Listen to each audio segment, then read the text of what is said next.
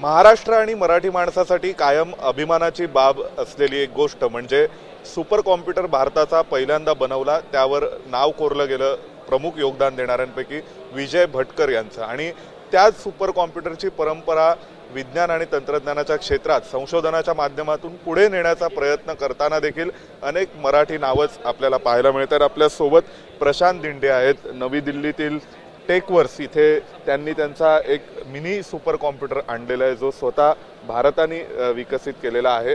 त्याबद्दल आपण त्यांच्याकडून अधिक जाणून घेऊया।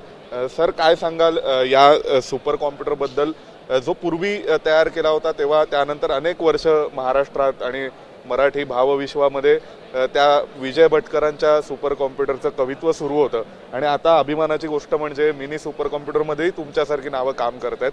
काय याचं महत्त्व आहे आणि काय सांगाल याबद्दल? हा एक भारताचा पहिला तुम्ही म्हणू शकता की एक छोटा सुपर कॉम्प्युटर आहे।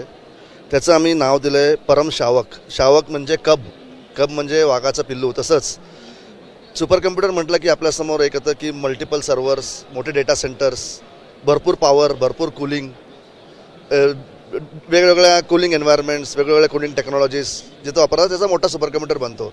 पण आमच्या एक लक्षात आलं, खूप डिफरंट इन्स्टिट्यूटला आम्ही सपोर्ट करतो, कन्सल्टन्सी देतो, वेगवेगळे प्रोग्राम चालवतो। त्याच्यामध्ये हे प्रत्येक कॉमन माणसाकडून एक लक्षात आलं की आम्हाला HPCचा ॲक्सेस लवकर मिळत नाही, आमचा जॉब रन व्हायला आम्हाला 5-5, 10-10 दिवस लागतात। अशा बऱ्याच गोष्टी ऐकल्यानंतर एक कल्पना डोक्यात आली आमच्या सीडॅक संस्थेच्या की वाय कॉन्ट वी हॅव आपला छोटा सुपर कॉम्प्युटर का नसावा। मग त्याच्यानंतर आपल्याला माहीत असेल की रुद्रा सर्व्हर तुम्ही ऐकला असाल, रुद्रा सर्व्हर बोर्डचे सुपर कॉम्प्युटर सध्या परम सिरीज ऑफ सुपर कॉम्प्युटरमध्ये रिसेंटलीच प्राईम मिनिस्टरने इनॉग्रेट केलेत। तो जो सर्व्हर बोर्ड होता तो यूज करूनच आपण हा परमशावक बनवला आहे। आणि या परमशावकची स्पेशालिटी म्हणजे या परमशावकमध्ये तुम्ही सगळे ॲप्लिकेशन रन करू शकता जे मोठ्या सुपर कॉम्प्युटरमध्ये असतात। तर याचा फायदा काय? तर फायदा हा झाला की पहिला तर सुपर कॉम्प्युटर तुमच्या जवळ आला, तुमच्या डेस्कटॉपवर आला आणि तो तुम्ही डायरेक्ट यूज करू शकता, तुमचे सगळे ॲप्लिकेशन रन्स करू शकता, तुमच्या ॲप्लिकेशन्सवरून येणारे आउटपुट तुम्ही लगेच बघू शकता। समजा जर हा सुपर कॉम्प्युटर नसला असता तर काय झालं असतं? तर तुम्हाला मोठ्या मशीनवर जायला लागलं असतं, मग तुम्हाला वेट टाईम वाढला असता, क्यू टाईम वाढला असता।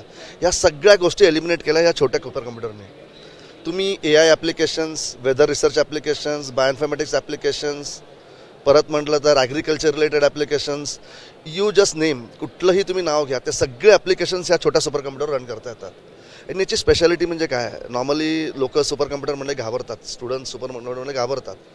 ते घाबरतात का? कारण लिनक्स ऑपरेटिंग सिस्टीम थोडी कॉम्प्लिकेटेड आणि क्लिष्ट आहे। जसं विंडोज सोपी आहे, ड्रॅग अँड ड्रॉप यूज करा, माऊसच्या बटनवर सगळं होतं। तर आम्ही काय केलं आहे, हे आपला स्वतःचा ऑपरेटिंग सिस्टम बनवला, सगळे ॲप्लिकेशन कस्टमाइज केले जे वर्ल्ड वाईड यूज आहेत, काही आपले स्वतःचे ॲप्लिकेशन टाकले। असं करून याला थोडा ग्राफिकल आणि युजर फ्रेंडली बनवला। त्या युजर फ्रेंडलीनेसमध्ये आता काय होतं की कोणाला फक्त पिक अँड चूज करायचं आहे, इनपुट फाईल टाकायची, ॲप्लिकेशन रन ॲटोमॅटिकली होईल, number of course automatically choose होतील, एन्व्हायरमेंट ॲटोमॅटिकली सेट होईल।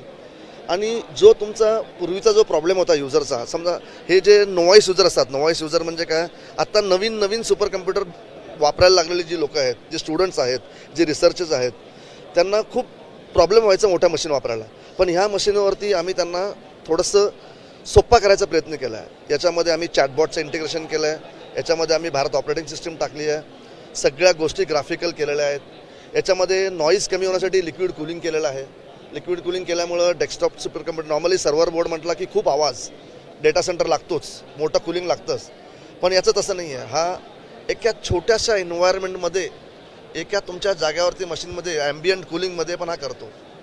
तर किती वर्ष झाली साधारणपणे या कम्प्युटरला आणल्यानंतर मार्केटमध्ये, आणि सध्या लोकांकडून म्हणजे जे याचा वापर करत आहेत त्यांच्याकडून तुम्हाला येणारे फीडबॅक्स काय सांगतायत? तुम्ही या प्रोडक्टबद्दल काय सांगाल स्वतः? हा प्रोडक्ट स्वतःचा परमशावक हे नाव खूप दिवसांपासून आहे तसं, आणि आम्ही थर्ड पार्टी वर्कस्टेशन्स घेऊन त्याच्यावरती परमशावकचे ॲप्लिकेशन्स वगैरे इन्स्टॉल करून आम्ही मार्केटमध्ये जात होतो, एज्युकेशन इन्स्टिट्यूटला, परत रिसर्च इन्स्टिट्यूटला विकत होतो आणि त्यांना देत होतो। पण आता काय झालं, मोदी साहेबांनी सांगितलं की सगळं आत्मनिर्भर व्हायला पाहिजे। तर आम्ही आपला मदरबोर्ड यूज करून याला बनवला आणि आता रिसेंटलीच बनवला आहे हा. याला बनवून साधारण 6-1 महिने झाले. याची खूप मान्यता आहे आणि खूप लोकांची रिक्वायरमेंट आहे. देशात नाही परदेशात पण आहे. तर परदेशात पण आम्ही यांना ऑलरेडी विकलेलो आहे. ब्राझीलसारख्या कंट्रीमध्ये गेलेलं आहे. आणखीन बऱ्याच कंट्रीज आहेत तिथं आपण हे विकलेलं आहे. स्ट्रॅटेजिक रिझन्समुळे मी काही नावं सांगत नाही, पण बऱ्याच जागी तो गेलेला आहे. आणि याची डिमांड सध्या AICT आम्हाला म्हणतो की आमच्यावर MOU साईन झाला आहे त्यांच्याशी आमचा. तर सगळ्या इंजिनिअरिंग कॉलेजला कसं आपण हा सुपर कम्प्युटर घेऊन जाऊ शकतो याची पूर्ण तयारी चालली आहे. या मशीनचा एक मेजर प्रॉब्लेम म्हणजे त्याचा सपोर्ट सिस्टम असतो, इकोसिस्टम असतो. तर सपोर्ट सिस्टम नाही तर काही नाही आहे. पण सीडॅकचा आता 30 वर्षाचा एक्सपिरियन्स आहे या क्षेत्रामध्ये. त्याच्यामुळं जो युजरला मिळणारा जो सपोर्ट आहे, युजरला मिळणारा जे हेल्प आहे ती फार लवकर होणार आहे. आणि याच्यामध्ये काही जे चॅटबॉट वगैरे टाकलेले आहेत ते स्पेसिफिकली आपल्या सीडॅक सेंटरशी कनेक्टेड आहेत. तर त्यांना फक्त त्यांचा प्रॉब्लेम सांगायचा आहे त्याला चॅटबॉटला. जसं तुम्ही ChatGPT वगैरे नावं ऐकलं असेल तसाच LLM यूज करून एक चॅटबॉट आम्ही बनवला आहे. तो सगळे प्रॉब्लेमचे आन्सर स्वतः डायरेक्ट देईल त्यांना. आणि त्यांना कुठला प्रॉब्लेम सापडला नाही, त्याचा आन्सर सापडला नाही तर लगेच आम्हाला अलर्ट येतो की याचा आन्सर सापडत नाही आहे. मग आम्ही त्याचा आन्सर लिहून परत त्याच्यामध्ये फीड करतो. तर इमिडिएटली त्याला आन्सर द्यायला लागतो. तर असं आम्ही थोडंसं त्याला इझी करून ठेवलं आहे. या कम्प्युटरनी म्हणजे तुम्ही तयार केलेला सीडॅकचा म्हणून भारताचं तंत्रज्ञान आहेच, पण भारताची जी तंत्रज्ञानातली प्रगती आहे त्यावरही या कम्प्युटरचा खूप मोठा दूरगामी परिणाम होईल असं म्हणू शकतो का आपण? कारण रिसर्चला चालना मिळेल त्यामुळे. बरोबर आहे. याच्याने काय होईल, हल्ली या क्षेत्रामध्ये मॅनपॉवर थोडी कमी आहे. Very scarcity world wide manpower scarcity आहे. तर आमचा एक NSM super computing mission programme होता. त्या प्रोग्रामच्या अंदर आम्हाला 20,000 लोक ट्रेन करायचे होते. ओके, पण आता ह्याच्याने काय होतं आहे, आम्ही ट्रेनिंग करतो आहे पण त्यांना हे मशीन देतो आहे आणि मल्टिपल स्केलिंग होतं आहे. फॅकल्टी डेव्हलपमेंट प्रोग्राम आम्ही याच्या अंडर सुरू केले. तर फॅकल्टीजला शिकवल्यानंतर फॅकल्टी स्टुडंटला शिकवतील, दुसऱ्या फॅकल्टी शिकवतील, असं मल्टिप्लाइंग इफेक्ट होतं आहे. तर याचा फायदा काय? याचा फायदा काय, तुम्हाला लागणारी याची जी मॅनपॉवर आहे ही लगेच मिळणार आहे. ट्रेन मॅनपॉवर मिळेल, ज्यांना माहिती असलेली मॅनपॉवर मिळेल, जेणेकरून तंत्रज्ञानामध्ये तुमच्या रेग्युलर रिसर्चमध्ये भरपूर लोक मिळतील आणि तुम्ही मोठ्यातला मोठा रिसर्च, मोठ्यातला मोठा प्रॉब्लेम सॉल्व्ह करू शकता कुठल्याही क्षेत्रातला. त्यामुळे कॉस्ट इफिशियन्सी आणि जगातल्या मार्केट कॉम्पिटन्सीच्या दृष्टीने कुठे आहोत आपण या क्षेत्रामध्ये, काय सांगाल तुम्ही? कॉस्ट इफेक्टिव्हनेस जर तुम्ही बघितलं तर याचं कंपॅरिझन बेसिकली मोठ्या मशीन्सची वर्सेस छोट्या मशीन्सचं केलं तर हा खूप स्वस्त आहे, अफोर्डेबल आहे आणि कुठलाही इन्स्टिट्यूट इझिली त्याला बाय करू शकतो. त्याचा ROI पण पटकन मिळून जाईल त्यांना, कारण त्यांचे निघणारे जे स्टुडंट्स आहेत, रिसर्चर्स आहेत, वेगवेगळे रिसर्च करतील, वेगळे आउटपुट काढतील, त्याचे पब्लिकेशन्स होतील आणि हे सगळे इनटँजिबल बेनिफिट्स आहेत. ते तुम्हाला पैशामध्ये काउंट नाही करता येणार, पण येस, गुड ह्युमन रिसोर्स कंट्रीमध्ये येऊ शकतो. छोट्या रिसर्चर्सला मोठा रिसर्च करायची स्फूर्ती मिळू शकते. या गोष्टी होऊ शकतात या मशीनमध्ये. कायम जे आपल्याकडे म्हटलं जातं की संशोधनासाठी रिसोर्सेस अवेलेबल नाही आहेत, तर तो मोठा संशोधनामध्ये रिसोर्स अवेलेबल आहे, तो मोठा गॅप रादर NSMने कमी केलाच आहे.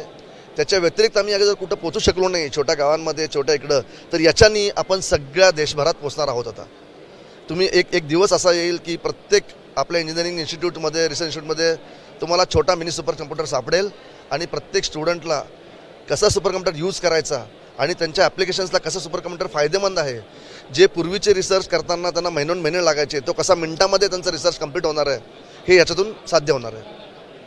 Thank you so much. आपल्यासोबत होते वैज्ञानिक प्रशांत दिंडे, ज्यांनी सध्या माहिती दिली आहे या मिनी सुपर कॉम्प्युटरबद्दल. विजय भटकरांनी केलेला या सुपर कॉम्प्युटरच्या पुढे परम शावक असा हा मिनी सुपर कॉम्प्युटर आहे. भविष्यात त्यांनी म्हटल्याप्रमाणे गावागावातल्या कॉलेजेसमध्ये आणि शहरातल्या प्रत्येक विद्यापीठांमध्ये हे मिनी सुपर कॉम्प्युटर आपल्याला पाहायला मिळतील यात शंका नाही. व्हिडिओ जर्नलिस्ट वेद पांडेसह सोमेश कोलगे, ABP माझा, नवी दिल्ली. ABP माझा, उघडा डोळे बघा नीट.